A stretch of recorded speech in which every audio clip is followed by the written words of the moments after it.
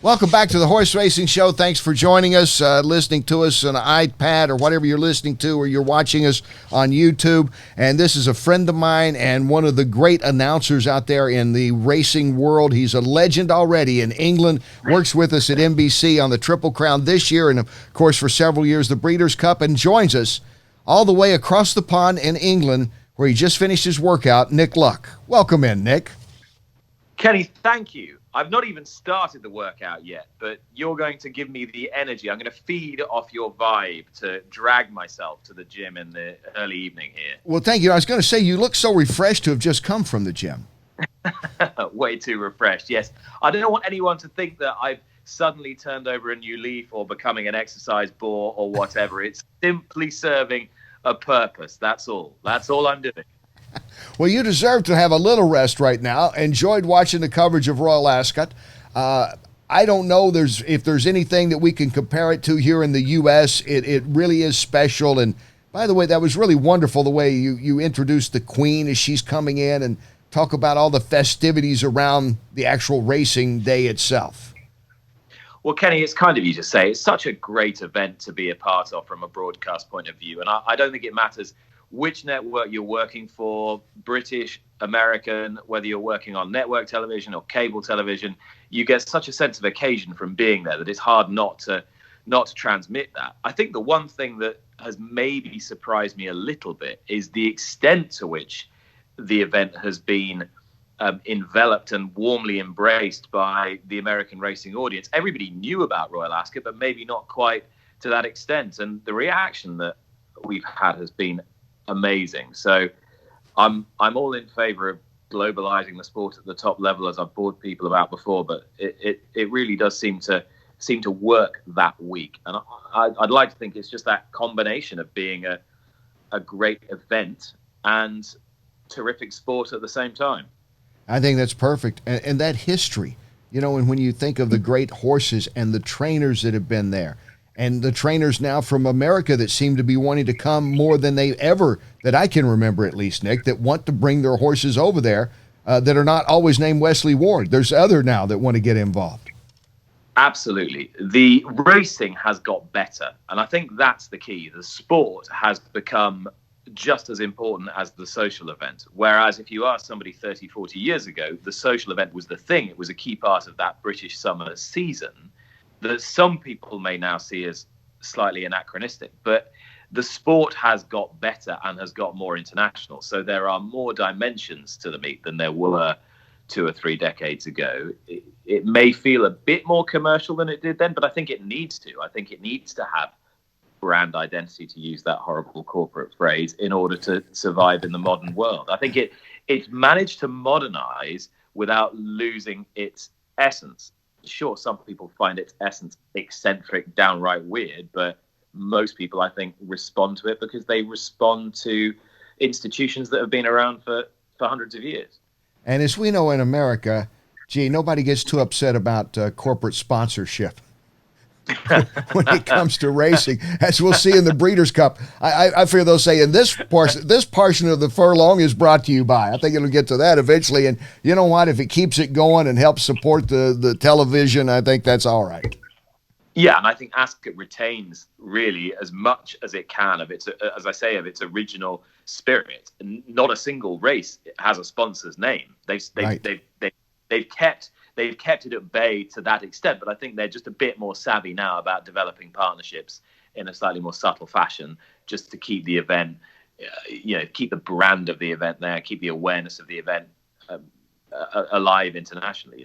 You covered the Triple Crown this year with us at NBC. Mm-hmm. I think that's your first Triple Crown, I believe, in person. Yeah, absolutely. I was lucky enough to go to the Derby years and years ago when there was that terrific 3-way finish the year that Silver Charm won. Yeah. But I always wanted to be a part of the broadcast with you guys, and was very, very lucky to get the opportunity this year. I'm sorry I couldn't make the final leg, but the Derby was we were standing 6 feet away from each other in that dramatic insane, frenetic aftermath of it. And I know that it will not go down as one of the most satisfactory sporting experiences of all time, but it was quite a thrilling broadcasting experience all the same. Yeah, it was. What was the general take, aside from that long 22 minutes, which I swear, didn't it seem like about 2 days as you're standing over there with Service and I'm standing with Mott, and we're just kind of looking like, what next? It felt like forever, and you really didn't know what was going to come, and you didn't know what the unraveling was going to be either, which I guess made it quite exciting in a weird sort of way for us. The reaction over here, well, the general feeling here is that the stewards' decisions in the US are crazy. I'm obviously more forgiving because I spend more time with you, so I don't necessarily think that your Category 1 rules are all bad. I know some people do. Yeah. So, here, I think people think that business of the foul's a foul, and if you commit a foul, you're out, is a bit draconian. So it probably didn't go down great from a sort of international perception point of view. How about your point of view of the Derby itself? And then to follow that up by being in the Preakness infield some of the day, which, is hazard pay. I've been there a long time ago, and, I thank God I made it out unscathed. Well, sometimes I wake up in the middle of the night in a cold sweat, but that's been years ago. Well, it was definitely an experience. It was a fairly inspired piece of casting, I thought, from our leader, Rob Hyland, and Jack Felling, our features producer, to place me in the infield with some fine crockery amidst all the tomfoolery.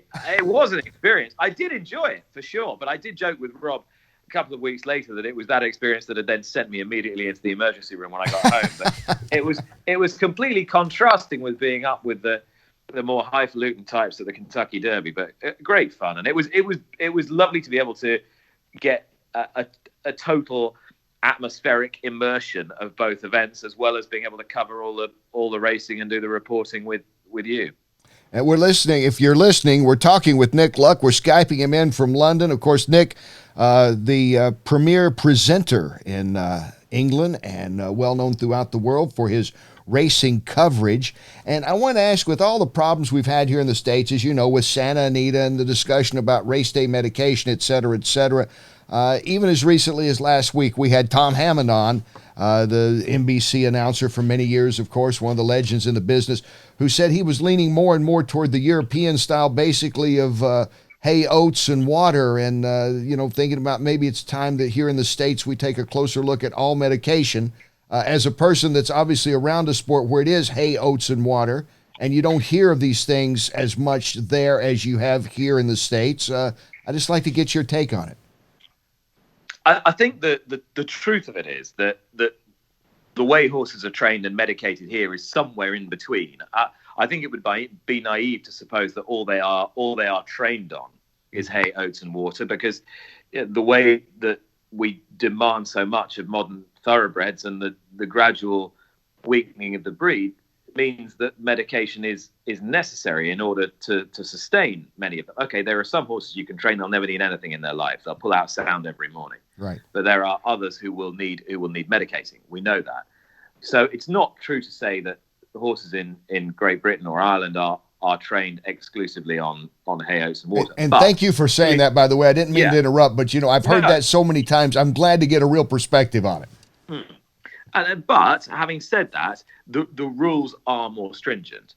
You are not allowed to race on most medication, and certainly not any medication that could even be considered to enhance performance. Mm-hmm. And I think our withdrawal times, so the time you can be on those medications before you have to come off, so there's that significant period between the time you come off the medication and the time you race, are much stricter. Plus, the thresholds of medication that you're allowed to have in your system are somewhat stricter. So if you combine all those, I think the husbandry of the animal in training is better, because you are not masking so much pain during training, which means that when you get to the racetrack, you've got less chance of catastrophic injury. I think that's something the veterinary community at large internationally agree on, is that the more you mask pain in training, the more likely you are to have a catastrophic injury when you get to the racetrack, whether that racetrack be Ascot or Santa Anita, whether it be a turf race, a dirt race, or a race on the synthetic. Well put as always. And as far as like the Breeders' Cup, we know it's going to be a big deal here. for the Europeans to come over and do well, as they have many times in Breeders' Cup races. Is it as big a deal in Europe, where I think horse racing by and large is probably more of the mainstream, is more popular? You know what I'm saying? Of course we have the Triple Crown, and that brings the big audience.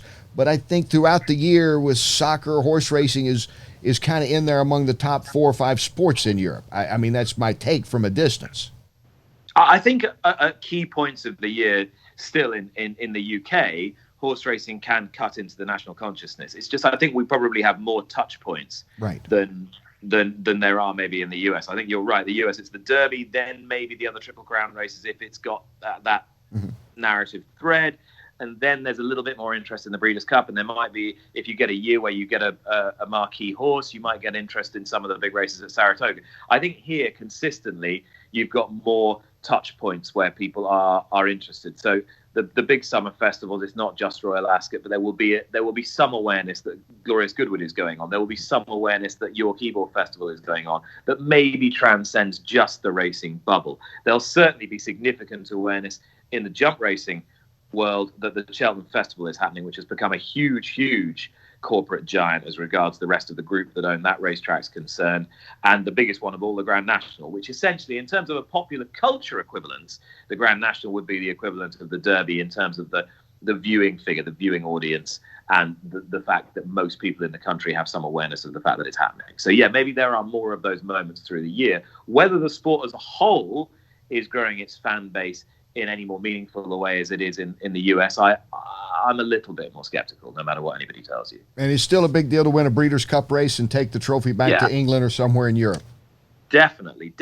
I think that spirit of adventure, that spirit of pioneering, and the idea of going and winning a huge race, a multi-million-dollar race, thousands of miles away from home, I still think that has huge attraction. And the good news is that one thing the Breeders' Cup has done well down the last 3, 4, 5 years is attract a greater diversity of owners and trainers from the UK, Ireland, and France. It's not just Aidan O'Brien and John Gosden and Michael Stout. There are more people coming, and more people who want to send horses to the Breeders' Cup. And I think that was a big worry when British Champions Day took root at Ascot, when Irish Champions Weekend took root in September. People thought, well, is that going to take away horses from the Breeders' Cup? Far from it. It seems to have intensified people's focus on the back end of the year, and that's probably been in Breeders' Cup's favour.